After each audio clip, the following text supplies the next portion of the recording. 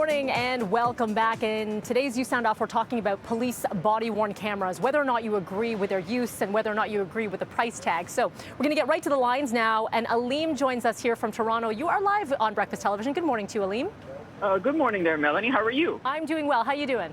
I'm great. Thank you for asking. It's nice to talk about this issue here, and I appreciate the question. I did want to say I am 100% in favor of body cameras, and I'm going to say one thing. And when Amherstburg had their own police force before they were transitioned to Windsor Police in January 2019, they all had body cameras. And I believe it is great because it provides better accountability for police and also citizens, because it shows the whole picture from start to finish. Also, when I've taken public transit services, when I used to live in London, Ontario, and also in Kitchener, Ontario, all of their transit services had audio and video recording.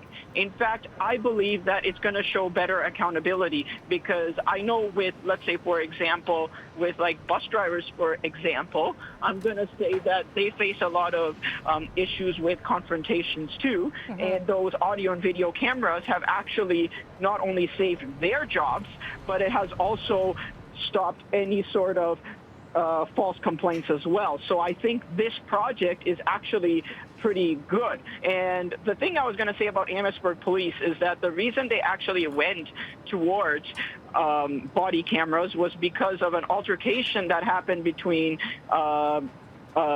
Bill Fryer's grandson as well as Officer Challens.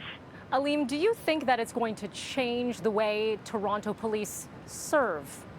Absolutely. In fact, I think this will be a great project start, because I feel as though that there will be better civility between citizens and the police.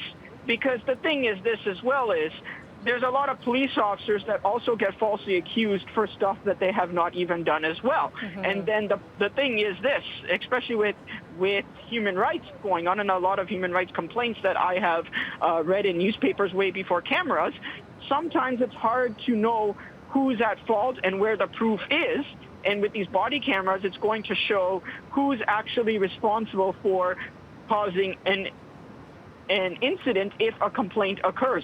Because I will tell you one thing is that citizens are not entirely as innocent either. There are citizens that also provoke incidences as well. So it's going to be a two-way cooperation, and I think this will show more mutual respect for one another. Aleem, appreciate the call. Very insightful there. Thank you for that. Thank you. My pleasure. And indeed, of course, we're talking about community relations as well. The goal here is to create transparency and to create a better bridge with the community. I just want to read at least one email here, because we are getting a number of them. And this is coming to us from Lisa saying, I absolutely agree with body cameras. It not only protects the officer, it also protects the public. Maybe if the public saw what officers have to deal with on a daily basis, they would get the respect they deserve. We are seeing the other side, by the way, of the coin, too. So I do want to note that, where one person here, Naomi, saying, I completely disagree with Tory's implementation of body cameras. There's absolutely no research saying that body cameras work to support our communities in a positive way. There's nothing in place that will confirm that police officers will keep their cameras on in all situations. And we are continuing to get these emails. So let's continue this conversation. At BT Toronto, if you want to chime in here. We have run out of time here this Monday.